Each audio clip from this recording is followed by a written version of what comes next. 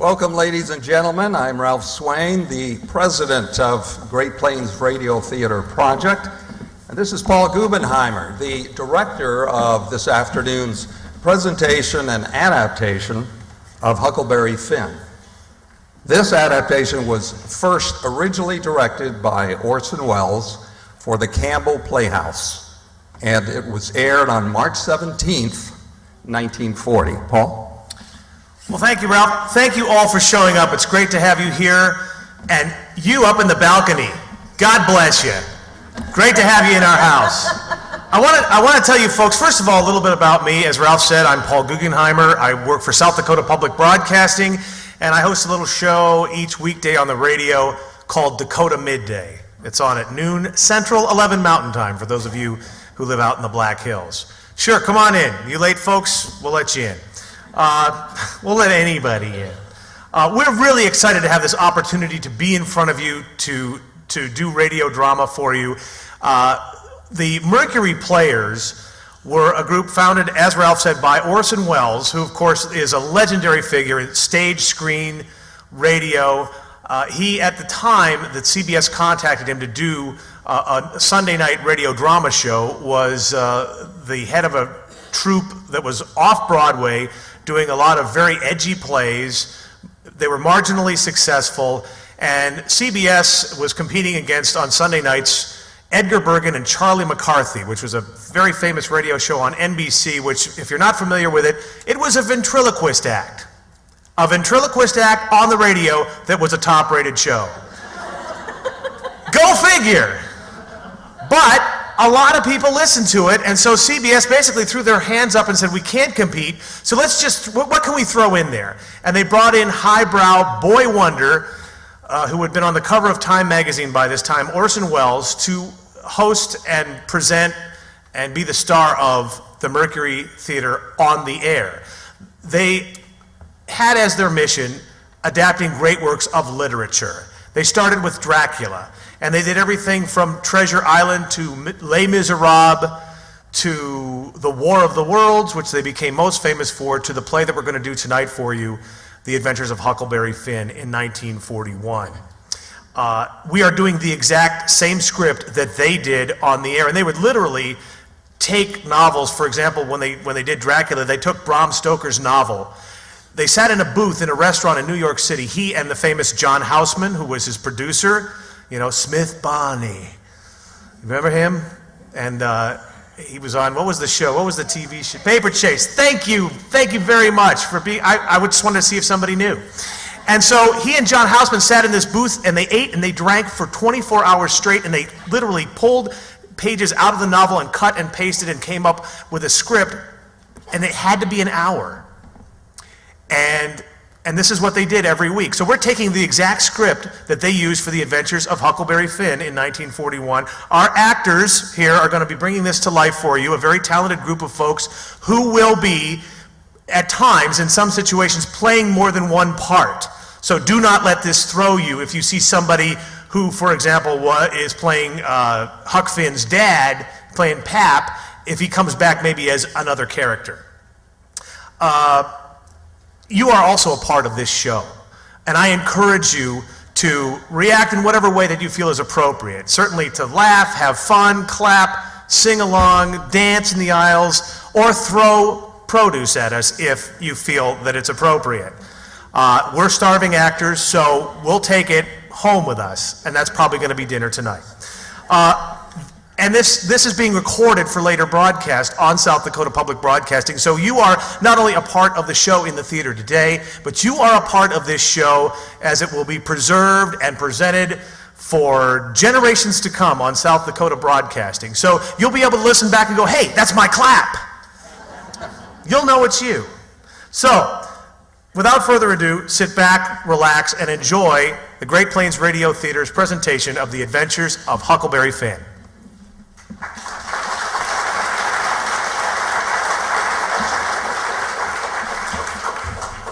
Are we on the air? Are we on? Ladies and gentlemen, the Great Plains Radio Theater Project presents Huckleberry Finn.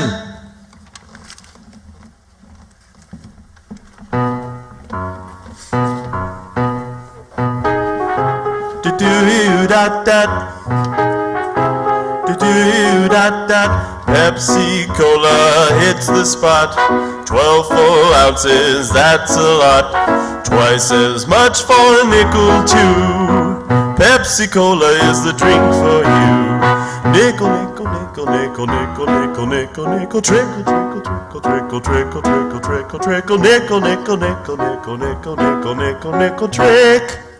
Yes, whether it's in a chilled bottle or at the soda fountain counter at your favorite drugstore, drink a cool, refreshing Pepsi Cola today. Pepsi, the nickel drink for everyone.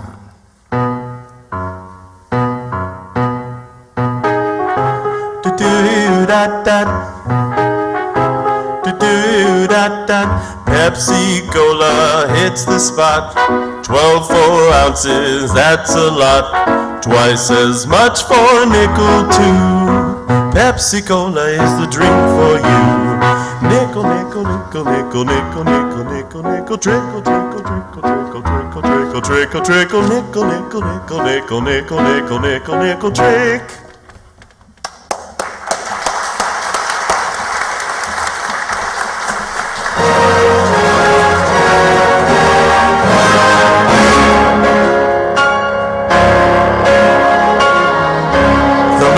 Of Campbell Soup present the Campbell Playhouse, originally directed by Orson Welles.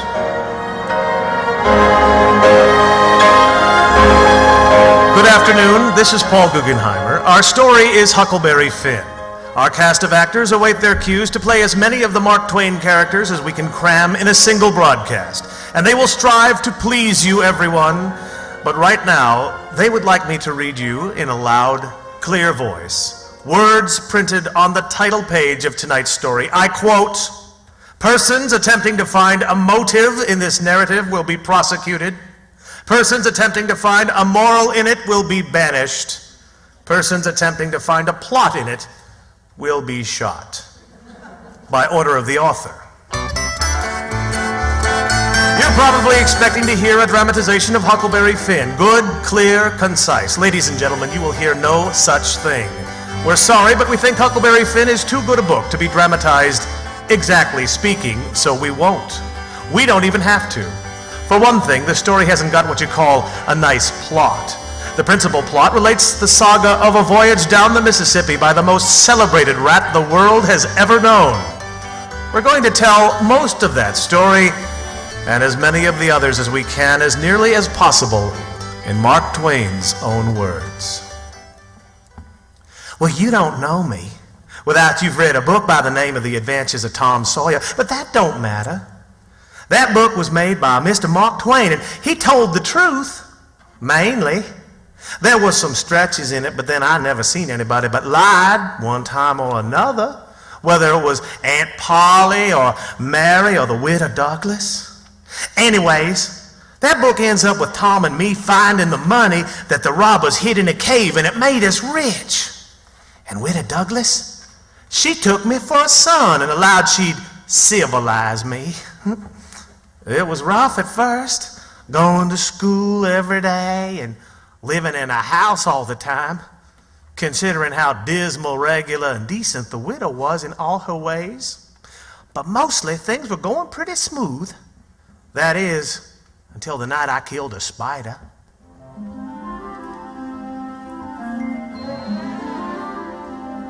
Huck was sitting in his room, tired and lonesome, trying to think of something cheerful, but it was no use. He felt so lonesome he wished he was dead.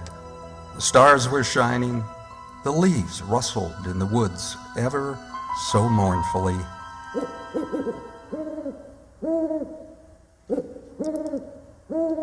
There was an owl way off, hoo-hooing as if somebody was dead. There was a dog crying, somebody that was gonna die. And the wind was trying to whisper something to him. And way out in the woods, he heard that kind of a sound that was ghostly. The candle was almost burned away. Well, when this here spider went crawling up my shoulder, I flicked it off and it lit on the candle. And before I could budge, it was all shriveled up. I didn't need Miss Watson's slave, Jim, to tell me that that was an awful bad sign and it would fetch me some bad luck. But I thought that maybe I might as well know the worst, because then the thought of my pappy came to mind. Mighty powerful. Folks claimed, that my pap was dead. But something inside me told me better. So I put out the candle and I climbed out the window and shimmied down the lightning rod and started out to Jim's place. Jim had a hairball as big as your fist that he took out of the stomach of an ox, and you could do magic with it. There's a spirit inside, knows anything, Huck. What you want to know, huh? Thinking about your pap? Well, let me see. Let me see what the spirit done say. He say your father don't know what he gonna do. Sometime he expect you going away. Again, he expect you gonna stay. That's the way he is. The old man take his own way, but you'll be all right.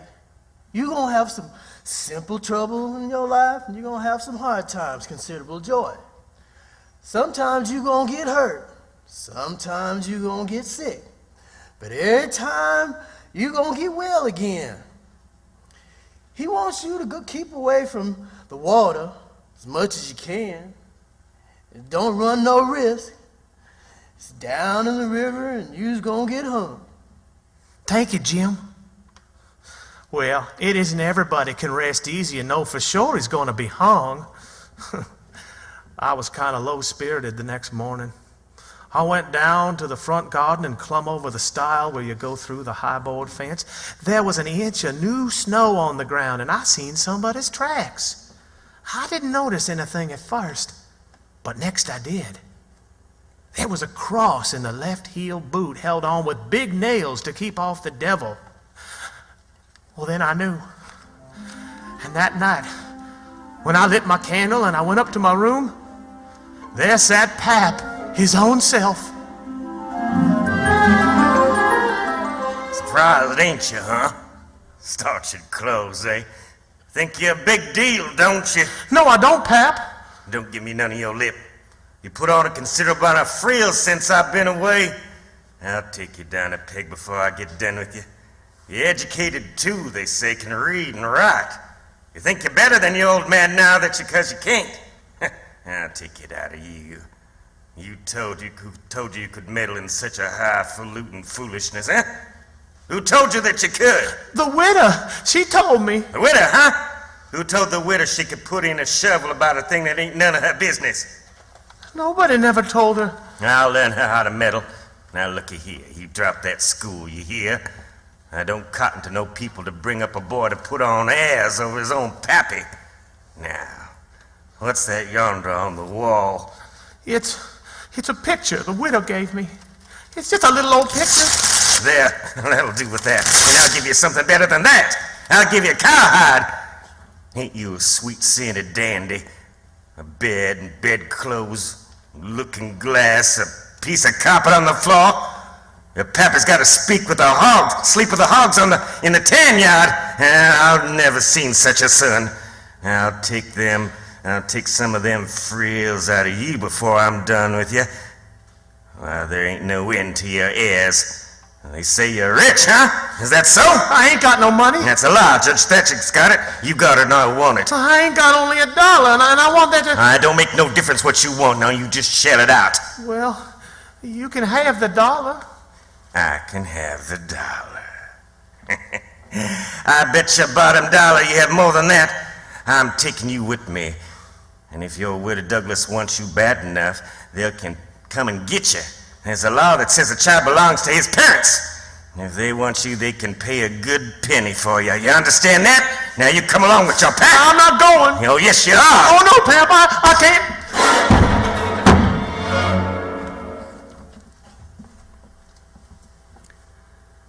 Old Man Finn took Huck over to the Illinois shore to an old log hut where it was woody. And there was no house, just this hut. A place where the timber was so thick you couldn't find it if you didn't even know where it was. He'd lock Huck in and go off with a gun that he had stolen someplace, get some game and fish, and trade them for whiskey. He'd fetch it home, get drunk, and beat Huck, and then reach for the jug again, saying he'd guessed he'd had enough in that jug for 2 drunks and delirium tremors. It's all just as Mr. Twain says. But I finally fooled Pap, and I got away. Oh, I was scared of being followed. I didn't want nobody knowing where I was, Pap or the widow Douglas or Judge Fletcher or nobody. So I just bided my time. I had an old saw hid up, and when Pap was gone, which was considerable, I'd hack away at the boards of the cabin until I made a hole big enough to get through. And when one day Pap went away to town to get drunk, I found an old canoe, and I hid it up the creek a ways. But it was a wild hog I caught in the marsh that gave me my real idea. It was pretty good, if I do say so myself. Only I did wish for Tom Sawyer to be there. I knowed he'd have taken an interest in the business and would have added some fancy touches. I shot the pig, and I fetched it in, and I laid it on the floor of the cabin and hacked into its throat with an axe to bleed. Then I dragged him clear down the riverbank, leaving a trail all along the way. I pulled out some of my hair, and I blooded the axe good, and I stuck it on the backside. After hacking up the cabin considerable, I slung the axe in the corner. And when I was done, I could have sworn there'd been a murder committed. And I was dead. And then, sticking the pig in the sack, I jumped into the canoe, and I took off downstream.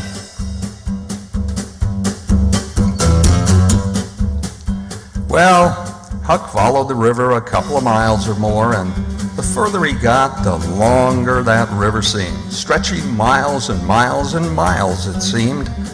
The moon was so bright he could count the drift logs that went slipping by, black and still, hundreds of yards out from shore. Everything was dead quiet.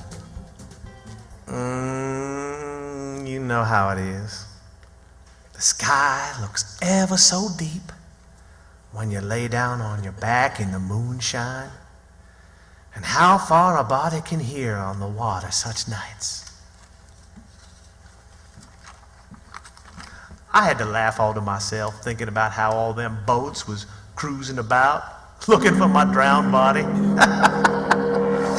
me, lying within shouting distance. Well, it was about 3 days later that I saw a fire through the trees and a man laying on the ground. It was Miss Watson's Jim. "Hello, Jim," I said. Oh, no. Oh, please don't hurt me. Don't hurt me. I never done no harm, no ghost. "Ghost?" It's like dead people and done all, I like dead people and done all I could for them. You know, go on and get back in the river again, where you belong, and don't do nothing to old Jim, because I's your friend. "I'm not dead, Jim." Uh-huh. That's what you say. "If I was dead, could I say it?" I pretend you ain't, but if you is, I run like a scared rabbit. All right, Jim. How you come to be here? Well, Huck, it's better I not tell. Well, why, Jim? Well, there's a reason. But you wouldn't tell on me if I was to tell you, would you, Huck? Blamed if I would, Jim. Well, I believe you, Huck. Well, Huck, I run off. You run off? Mind you, said you Jim? wouldn't tell. Well, I did. I said I wouldn't, and I'll stick to it. Honest Injun, I will. I ain't going back there anyways. Thank you, Huck. Look at them young birds come along, flying up to the trees and lighting. What about them young birds? Oh, that's a sign a storm's coming on. It's gonna rain. Well, maybe it is, and maybe it isn't. But I'll catch some of them. Huh? Oh, no. You can't. Huck, you mustn't. That'll be the death. Heck. A lot of things are bad luck, aren't they, Jim? Well, you can't go against the signs. It looks to me as though all of the signs was about bad luck. Aren't they any good luck signs? Well, mighty few. And they ain't no use to nobody. What you want to know when good luck's coming for? Want to keep it off? If you got hairy arms and a hairy breast, well, it's a sign you're going to be rich. Well then, there's some use in signs like that. Well, have you got hairy arms and a hairy breast, Jim? What's the use you asking all them questions? Don't you see I have? Oh, it's raining, Jim. Ain't no surprise to me. I sees the sign. Listen to me, child. Chickens knows when it's going to rain. So do the birds. I got to get out of these woods and get someplace warm.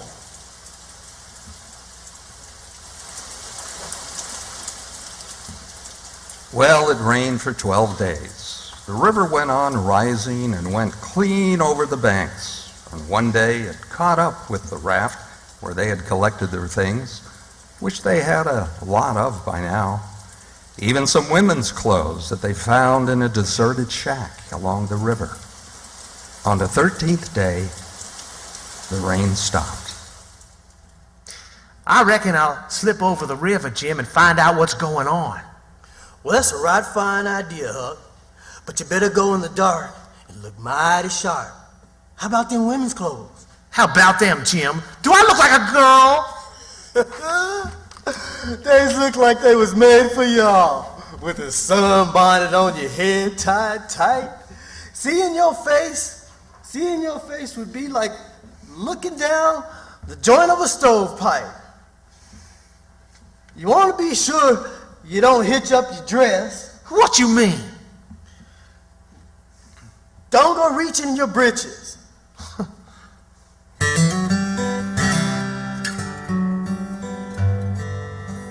Well, land sakes, little girl, come here. Thank you, ma'am. What might your name be? Sarah Williams. Whereabouts do you live? In this neighborhood? No, in Hookerville, 7 miles below. Well, it's a considerable ways to the upper end of town. You better stay here all night. Take off your bonnet. No. I'll rest a while, I reckon, and then go on. I ain't afeard of the dark. We've got plenty of excitement around here. A young boy called Huck Finn was killed the other day. For a while, some people thought his own pap did it. Most everybody thought it at first. You never know how nigh he came to getting lynched. But before night, they changed around and decided it was done by a runaway slave named Jim. Why, What did you gonna say? nothing, ma'am. Are they after him? Well, you're innocent, aren't you? Does $300 lay around every day for people to pick up? Some people think he ain't far from here. No. I'm one of them, but I ain't talking it around. What did you say your name was? Mary Williams. I thought you said it was Sarah when you first come in. Oh, yes, I did. Sarah Mary Williams. Mary. Sarah's my first name. Some calls me Sarah, some calls me Mary. I see, Sarah Mary. I wonder if you would do a favor for me. Anything you say, ma'am. Hold this ball of yarn for me. Here. Catch. Oh, shucks. I didn't mean to drop it, ma'am. Just as I thought. Now, what's your real name? Is it Bill or Tom or Bob or what? Oh, please, don't poke fun at a little girl like me, ma'am. If I'm in the way Now, here... you just tell me your secret, and trust me, I'll keep it. And what's more, I'll help you. What's your real name now? George Peters, ma'am. Well, try to remember it, George. You do a girl tolerable poor. Bless your child, when a girl tries to catch anything in her lap, she throws her knees apart. She don't clap them together like the way you do when you catch that ball of yarn. Now trot along, Sarah Mary William George Peters. And if you get into trouble, send word to Mrs. Judith Loftus, which is me, and I'll do what I can to get you out of it. Thank you, ma'am. You've been awful kind to a poor little girl. What's that? I mean, to a poor little boy, and he ain't never going to forget it. Thank you, ma'am.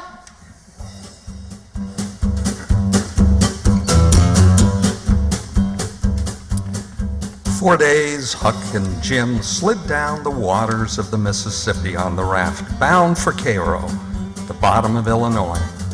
They traveled at night, laying up along the Missouri shore in daytimes, and mornings before daylight, Huck would slip into a melon patch where it was nice and cool for their breakfast. They'd laze through the day and swim a little maybe. Huck would show off his education and read to Jim out of a book they picked up on one of their excursions. He read about kings and dukes and earls.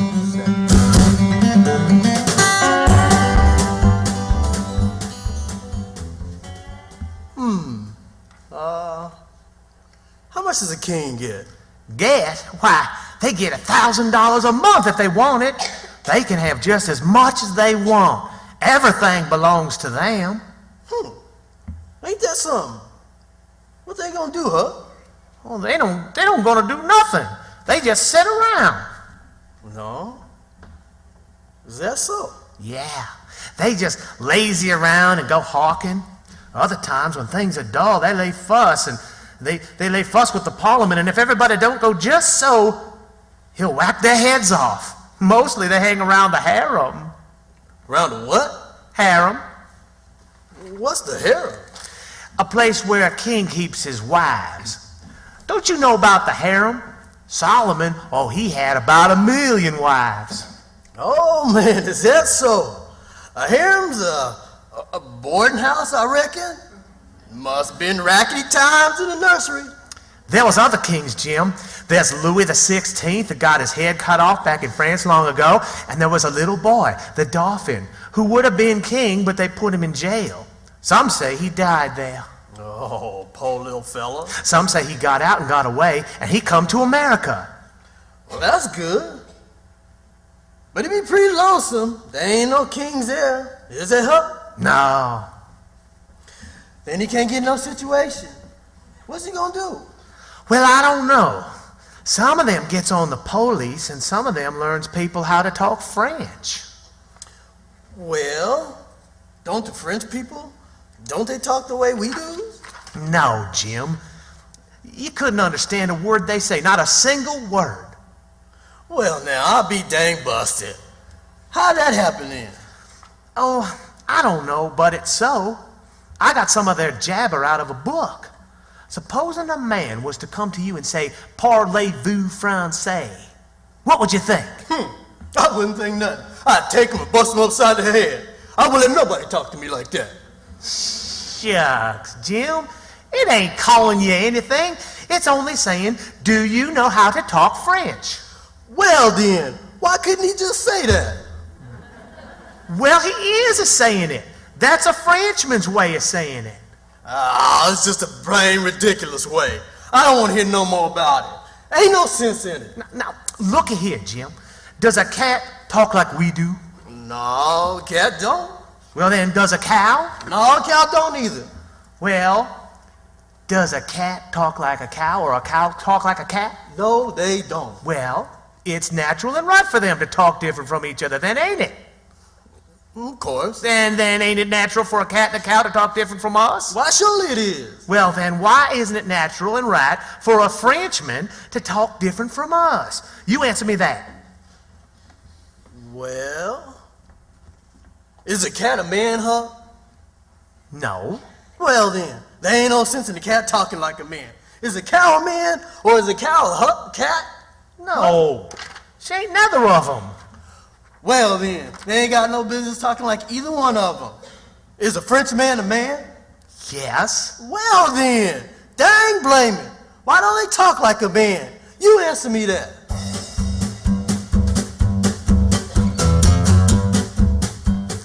Well, Huck and Jim, in just 3 nights, see the lights of Cairo where the Ohio River came in. They could sell the raft and get on a steamboat and go way up the Ohio amongst the free states where Jim would be safe and out of trouble. So for 3 days and 3 nights, they floated on, Huck and Jim alternating on watch. Seemed almost a dozen times one of them thought that they saw the lights of Cairo. But every time it turned out to be nothing but a little settlement or something. And then, suddenly, on the evening of the 4th day... Hey, Huck! What's a worrying you now, Jim? Them lights up yonder. Oh, there ain't so many lights, Jim. We've been fooled before. Oh, wait, it's Cairo. Yes, it's the lights of Cairo. Huck, ha, yeah, we'll be safe. Huck, we safe. Jump up and crack your heels. That's the good old Cairo land. Oh, yeah, there it is. By tarnation, Jim, I reckon you're right. Look at them lights, Jim, lit up like a Christmas tree. I'm going over and take the canoe and see. Help me, floater. Okay, here's your paddle, Huck, and here's my coat. Put it on the bottom. You'll be more comfortable that way. All right. Let her go, Jim. Goodbye, Huck. There he goes, the old true Huck. The only white gentleman that ever kept his promise to old Jim. I was getting sicker and sicker. I didn't know what to do. It was my bond and duty to Miss Watson to not help a runaway slave. But Jim has always been mighty good to me. And his last words, it kind of took all the tuck out of me. I went along slow, not knowing what to do. Right then, along comes a skiff with 2 men in it, with guns. Hey, boy, what's that floating yonder? It's a raft. Any men on it? Only one, sir. Well, there's 5 slaves run off tonight up yonder the head of the bend. Is your man white or colored? Well, speak up, boy. He's white, mister. All right, boy, you see any runaway slaves, you can help nab them. And you can make some money by it. Bye. Goodbye, sir. I won't let no runaway slaves get by me if I can help it.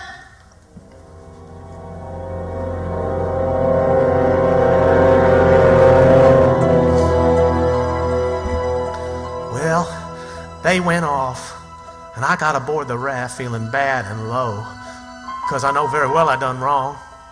And I see it weren't no use for me to try and learn to do right. A body that don't get started right when he's little, well, he just ain't got no show. Then I thought a minute, and I says to myself, hold on now. Suppose you had done right and give Jim up. Would you have felt better than you do now? Well, I was stuck. I couldn't answer that. So I reckon I wouldn't bother no more about it. But after this, I would always do whichever comes in handy at the time. You are listening to the Campbell Playhouse presentation of Huckleberry Finn, adapted and directed by Orson Welles. This is the Columbia Broadcasting System. WCCO. We now resume our Campbell Playhouse presentation of Huckleberry Finn. 2 or 3 days and nights went by. I reckon I might say they swung by. They went by so quiet and smooth and lovely. The big river down there, sometimes 1.5 miles wide. Huck and Jim would run at night and hide daytimes, and nearly always in the dead water under a towhead, and they'd cut young cottonwoods and willows to hide the raft with. They'd slide into the river and have a swim so as to freshen up and cool off. And then they'd sit down in the water where it was about knee-deep and watch the daylight come. Not a sound anywhere, perfectly still, just as though the whole world was asleep, only sometimes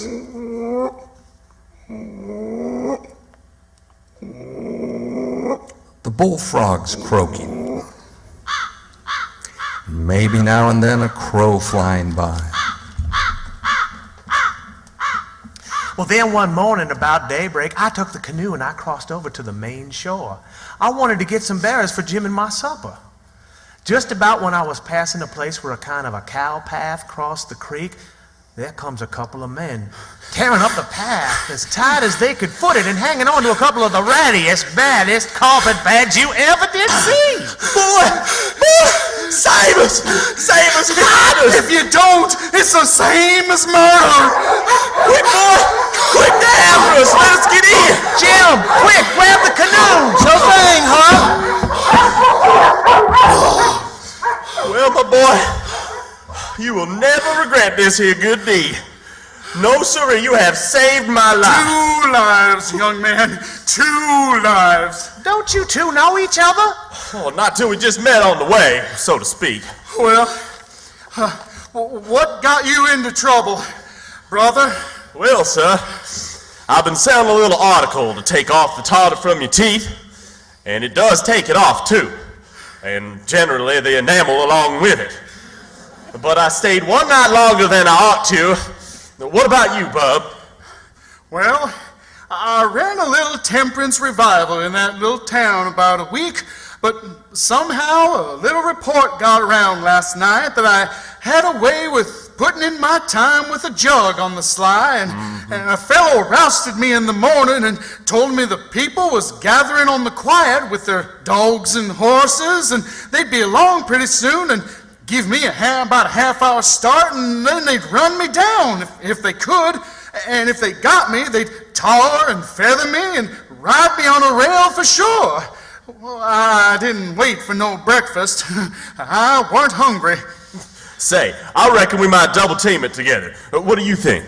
Well, I ain't undisposed. What's your line? A printer by trade.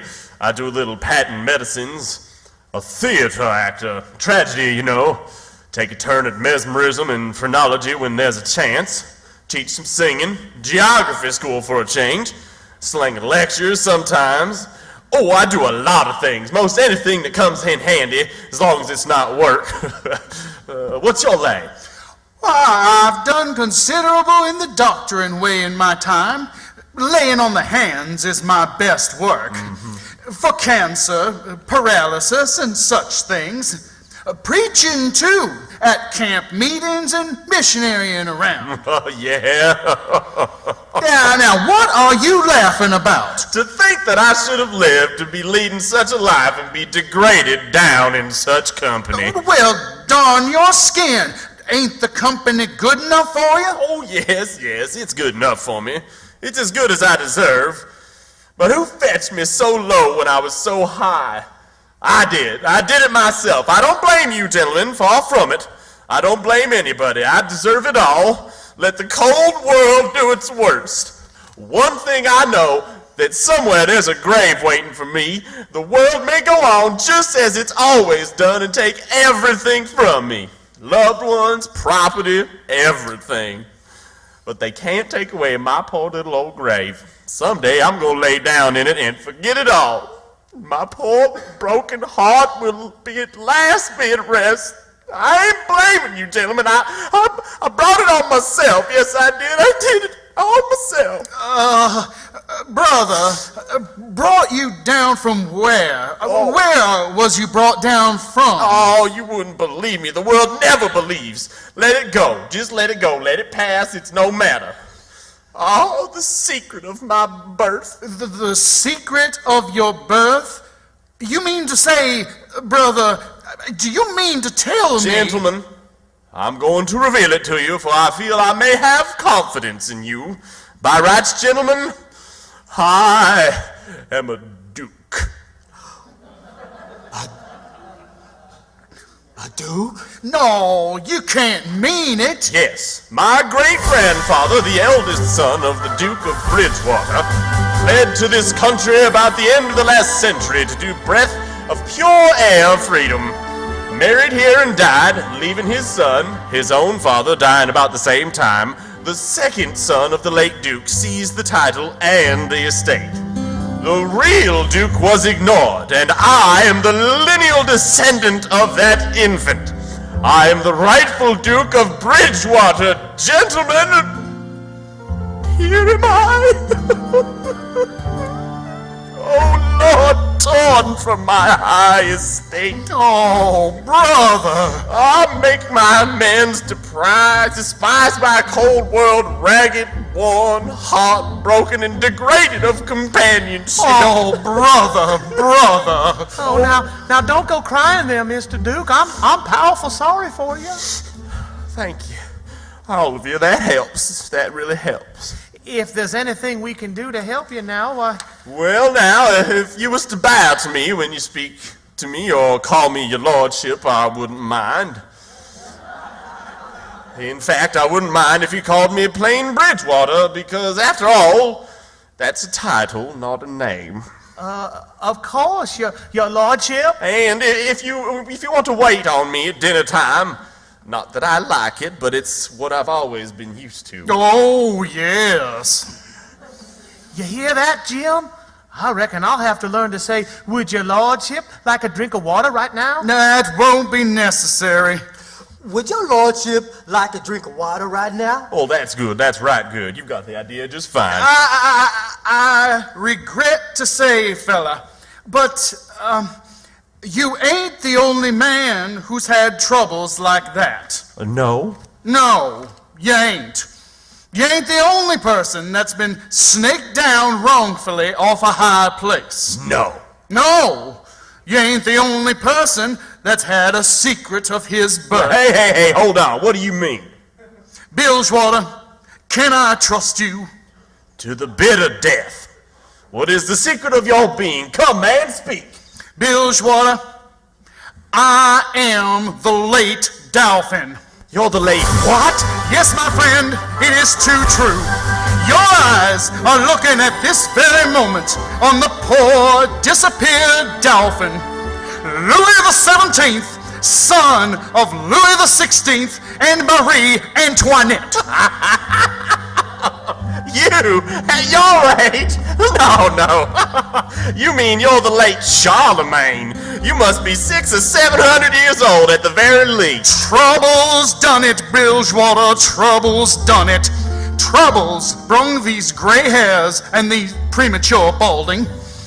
Gentlemen, you see before you in blue jeans and misery, the wandering, exiled, trampled on, suffering rightful king of France. The King of France?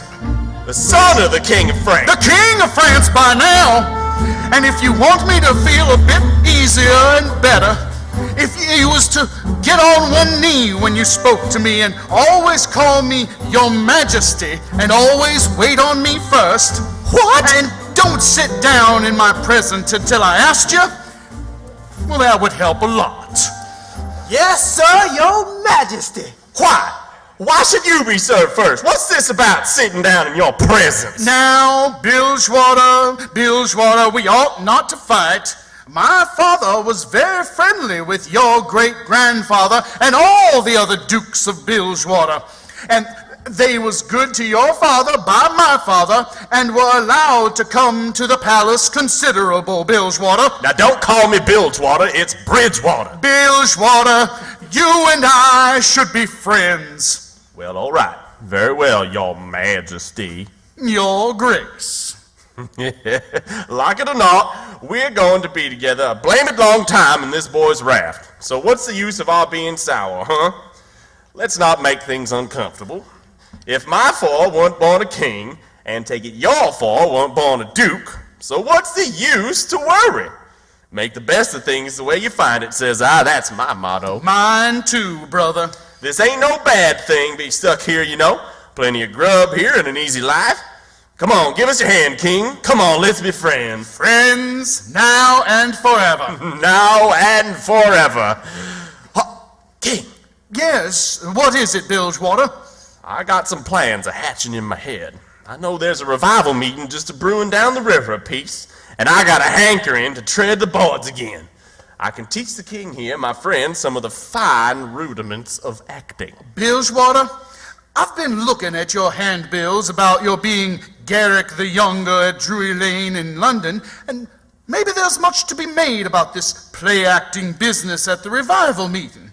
Anyway, it's just an impression of mine. Well, fallen graduate, the first good town we come to, we'll just hire us a hall and do the sword fight from Richard III.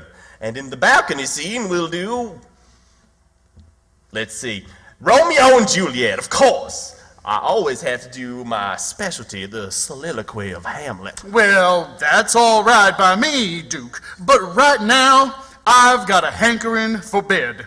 And it's mighty wet tonight, and I'm played out with this exercise that I'm having. What do you say we turn in? Well, if our blessed young hosts show us the beds in question, I will be joining you in nocturnal repose, Your Majesty. Bilgewater. Yes. Well, there's only 2 beds. Yes, my son. Jim's and mine. Mine's a bit better being a straw tick. Jim's is a shuck tick. Well, There's always cobs in a shuck tick. Oh, well, now, son, I'll just take your bed. Your Grace, Bilgewater, I reckon the difference in rank would have suggested to you that the corn shuck tick wouldn't be fitting for me.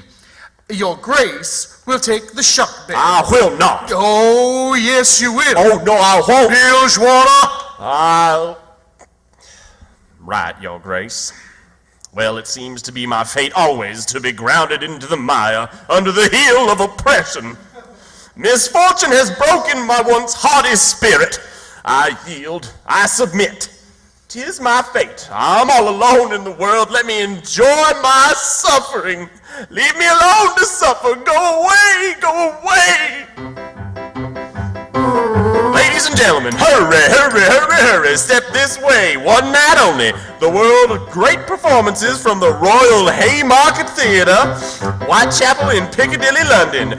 London, gentlemen. London, England. Listen to Hamlet's immortal soliloquy by the illustrious Garrick, done by him in 300 consecutive nights in Whitechapel, and here for only one night. Hurry, hurry, hurry.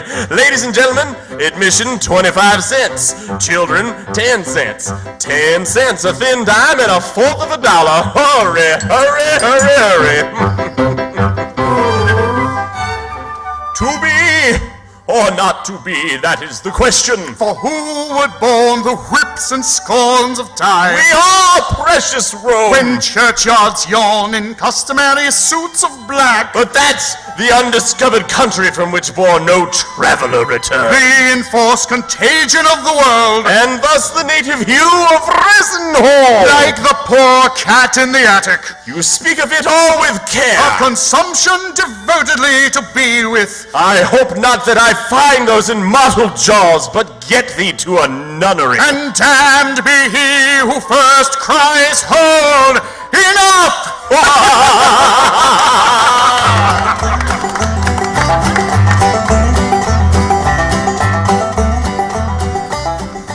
It ain't often you get a chance to hear the greatest poetry ever written, recited as smart as all that.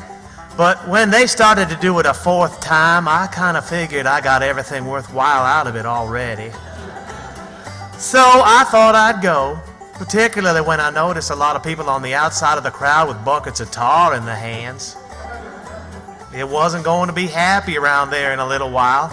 That weren't hard to see. So I beat it out, and I made it just as quick as I could down to the river where I'd left Jim in the raft. Hey, Jim! Set it loose, Jim! We're all right now. I ditched him, Jim! Hey, Jim! Jim! Well, where are you, Jim? Hey, boy! Hey, you! Do you know anything about a slave that was dressed in brown pants and a blue shirt and... Sure! Whereabouts? Down at Silas Phelps' place. They catched him. Catched him? Said it was a runaway slave from New Orleans. Oh, where's the Phelps place?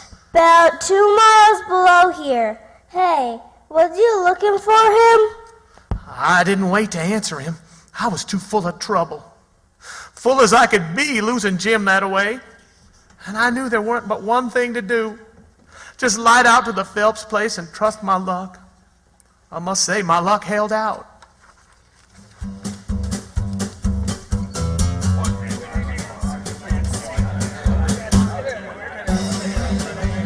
Land sakes, who's this? Good morning, ma'am.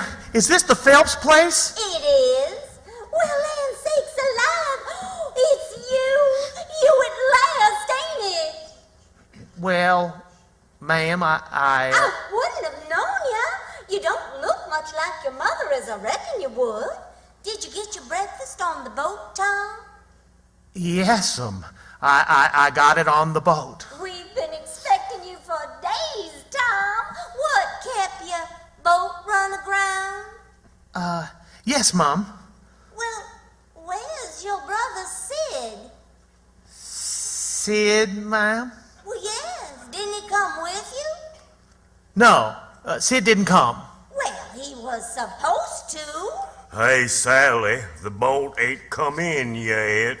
Well, there's your uncle now. What do you mean the boat didn't come in yet? Well, if it did, it just come, but... Well, who's there? Tom said so. I mean, Tom. Yes, sir. Tom Sawyer. And who's that? Who's who? Coming up the road there. There! Excuse me, ma'am. I didn't mean what I said. I am Sid. What? Well, then, who's that? Well, who do you think it is? I ain't got no idea. Who is it? Tom Sawyer! Well, by this time I was so confused I almost fell plumb through the floor. But if the old man and the old woman were joyful, they were nothing compared to what I was. Well, it was just like being born again. I was so glad to find out who I was. I only had one worry right now. I had to get to the town before he got to the farm. Whoa, boy! Whoa! Whoa now! Hold on there! Tom Sawyer, stop a minute. Oh, what do you want to come back and harm me for? I ain't come back, Tom. I ain't been gone. Honest, Injun, you ain't a ghost? No, I weren't never murdered at all. I played it on them just to get away from Pap. You come here and feel me if you don't believe me. I reckon you're real, all right. Now, Tom, there's something going on here, and nobody don't know but me. And that is, there's a slave here that I'm trying to steal out of slavery, and his name is Jim. Old Miss Watson's Jim. What? Old Miss Watson's Jim? Now, I know what you'll say. You'll say it's a dirty, low-down business. Well, what if it is? I'm going down and I'm going to steal him, and I want you to keep mum and not let on. Will you? Well, I'll help you steal him, Huck. Where do you reckon Jim lives? In a little cabin just back of the barn. You remember that little old shed? Yep, it's as easy as pie stealing the body out of there. That's the trouble. The whole thing is as easy as can be. They make it so rotten difficult to get off a difficult plan. You got to invent all the difficulties. And you got to have a rope ladder, and you got to shimmy down it and break your leg in a moat. Gee, I wish there was a moat to this cabin. You know, if we had time, we could dig us a big one, huh? But what if we... Oh, what do we want of a moat when we're gonna sneak Jim out from under the cabin? Well, it wouldn't do. Then there ain't no necessity enough for one, huh? Necessity enough for what? Why, to saw Jim's leg off? Good Lord, what do you want to saw his leg off for anyway? Well, some of the best authorities have done it. They couldn't get the chain off, so they just cut the hand off and shoved. A leg would be better still, but we gotta let that go. He can have a rope ladder. We'll cut up our sheets. What in the nation can he do with a rope ladder? Do with it? He can hide it in his bed, can't he? That's what they all do, and he's got it too. Huck, you never want to do anything that's regular. Well, all right, Tom. Fix it your own way. But if you'll take my advice, you'll let me borrow a sheet off the clothesline. Oh, and borrow a shirt, too. What we want with a shirt? To keep a journal on. Journal? Your granny. Jim can't write. Suppose he can't write. He can make marks on the shirt, now can he? If we make him a pen out of an old pewter spoon or a piece of old iron barrel hoop or a candlestick or something, But what's he gonna make ink with? he'll make it out of iron rust and tears. But that's just the common sort. The best authorities use their own blood, and Jim can do that. And when he wants to send any little common, ordinary, mysterious message to let the world know where he's captivated, he can write it out on the bottom of a tin plate with a fork and throw it out the window. The Iron Mask's always done that, and it's a blame good way, too. Jim ain't got no tin plates. They feed him in a pan. Then we'll get him some. Can't nobody read his plates. That ain't got nothing to do with it, Huck Finn. All he's got to do is write it on the plate and throw it out. You don't have to be able to read it. Why, half the time you can't read anything a prisoner writes on a tin plate or anywhere else. Then what's the sense in wasting the plates? Why, blame it all. It ain't the prisoner's plates. But it's gotta be somebody's plates, ain't it? Then we'll have to dig them out with our case knives then. Tom, there just ain't no sense in using case knives to dig Jim out of that cabin. Well, you wouldn't want us to use shovels, would you? That'd be too easy. But confound it, that's just foolish, Tom. It don't make no difference how foolish it is. It's regular. It's just got to be done this way, Huck. Sometimes it just takes weeks and weeks and weeks and forever and ever. Why, look at one of them prisoners in the bottom dungeon of the Castle Deep in the harbor of Marseille that dug himself out that way. And how long was he at it, you reckon? I don't know. 37 years, and he come out in China. But Jim don't know anybody in China.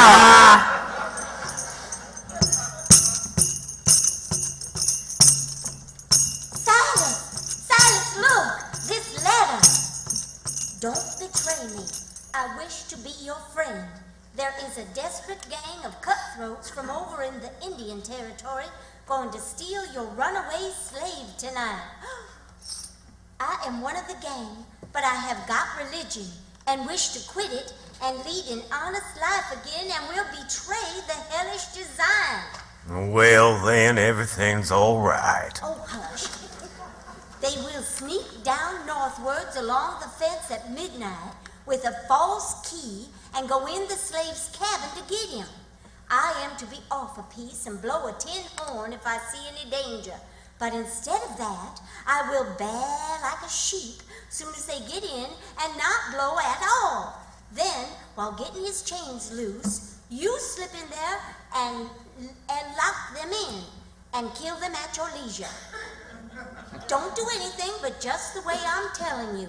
If you do, they will suspicion something and raise whoop-jammery-hoo. I do not wish any reward, but to know I have done the right thing. An unknown friend.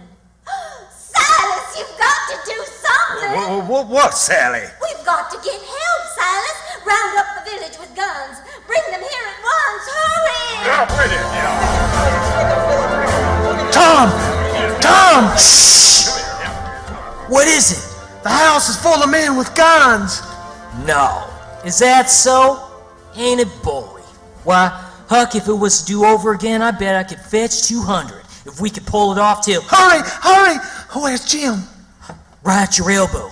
He's dressed and everything's ready. You all set? Well, all right then. Now, we'll slide out, and I'll give the sheep signal. Shh. Bah! Bah! Bah! That's the signal, man. Ready? Now, run for it! Careful, Tom! There's the fence! Hurry, Jim! Come on, Tom! Oh! I got my pants on the splinter! Hold it there! We're ready to shoot! Turn the dogs loose! Hold it there! Go on, Tom! Don't mind me! Tom! Oh, my goodness.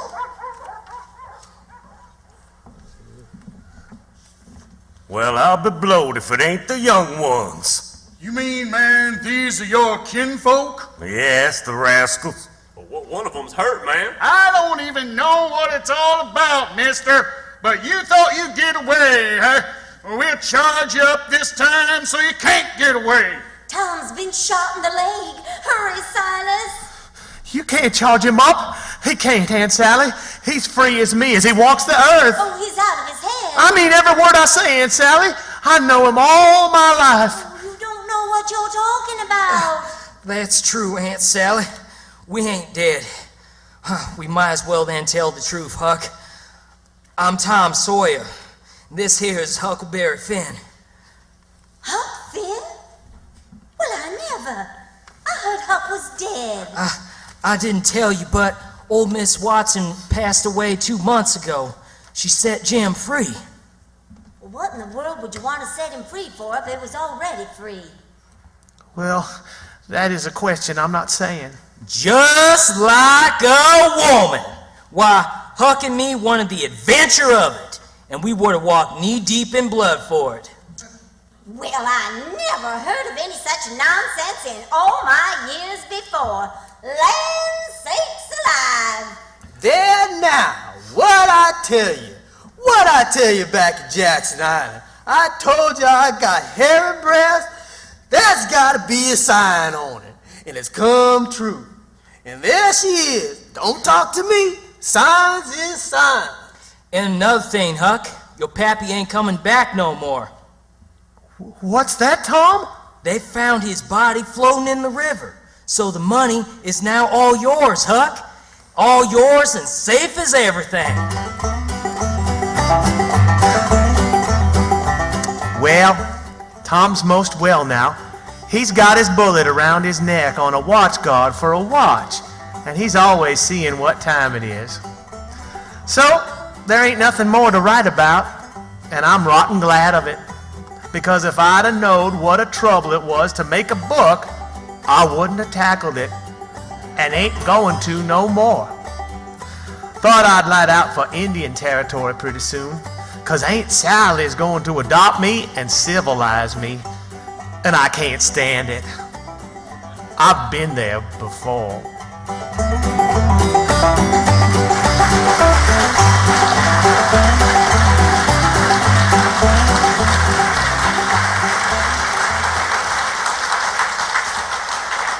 You've been listening to the Gamble Playhouse presentation of Huckleberry Finn, directed by Orson Welles and performed by the Great Plains Radio Theater Project Players.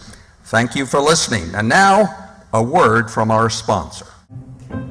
Know the real joy of good living. Move up to quality, move up to Schlitz. Know the real joy of good living. Move up to quality, move up to Schlitz. Refreshing Schlitz, the world's best-selling beer, at any price you'll pay. One of the finest things in life everyone can enjoy today. Know the real joy of good living. Move up to quality, move up to Schlitz. Know the real joy of good living. Move up to quality, move up to Schlitz. Yes, the joy of good living. The Pabst Brewing Company invites you to treat yourself to one of the finer things in life. Move up and enjoy Schlitz quality today. Schlitz, the beer that made Milwaukee famous. Know the real joy of good living. Move up to quality, move up to Schlitz. Know the real joy of good living.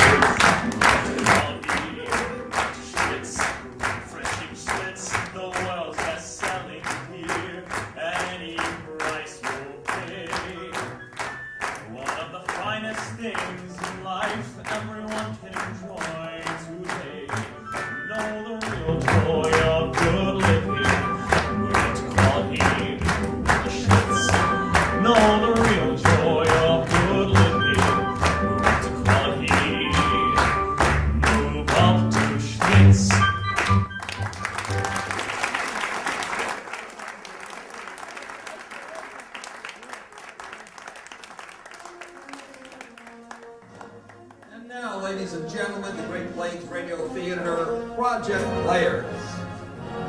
Michael Miller.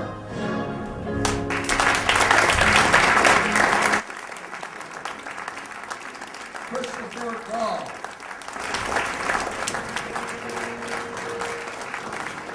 Chad Gall. John Crager.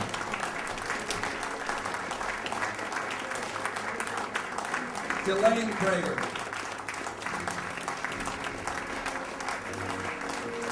little Miss Sydney Miller.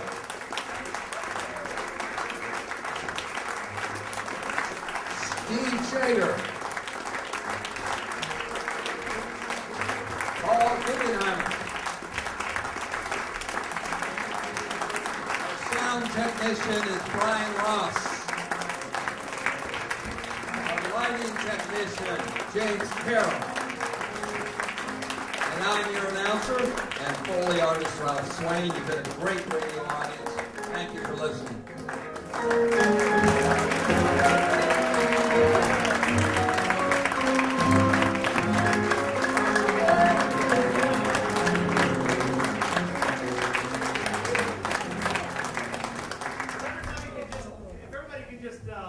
Hang here for just another minute or so. First of all, thank you. You are a great audience, and that's going to sound great when it's on the radio.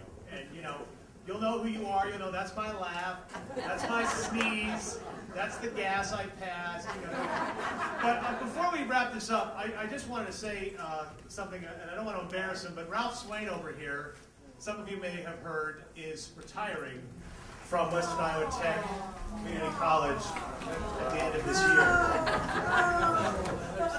And you can see how some people feel about it. We started doing these shows about 5 years ago.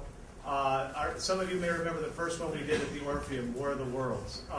Fact is that if it hadn't been for Ralph, none of these shows, none of this, the Great Plains Radio Theater Project would not have happened. Ralph, yeah.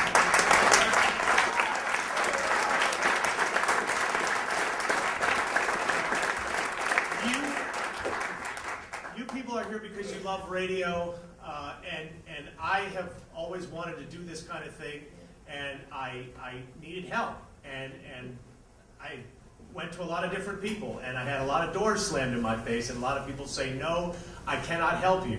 And Ralph said, yes, we're going to make this happen, and he put the energy behind it, and he made the commitment, and I just say thank you from the bottom of my heart. You bet.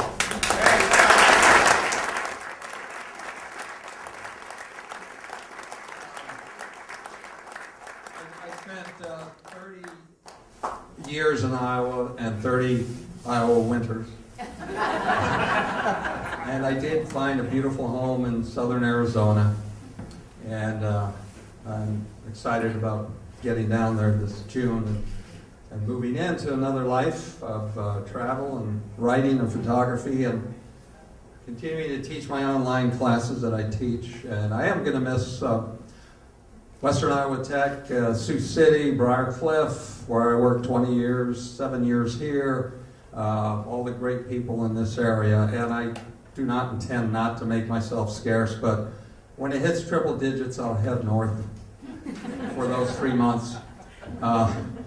And an appreciation for all of you and everyone that came to our shows since 2007 and aren't here tonight, but as a special gift to all of you, there's a little surprise for at least 32 of you. If you would look under your seat, if you see a tag hanging there, you will either get a free Great Plains Radio t-shirt, a Great Plains Radio CD of one of our great broadcasts. We have War of the Worlds, The Hitchhiker, Sorry Wrong Number, and one other. Some of you, and by the way, when they say save the aisle seat, I think every aisle seat is a winner, but there's others around here, so check under your seat, and when you go toward the door, stop in, hand that in, and you will get a t-shirt. Joe Ross will help you there, or a CD, or both. Some of you are actually going to win both. That's my gift to you for being a great audience. Thank you.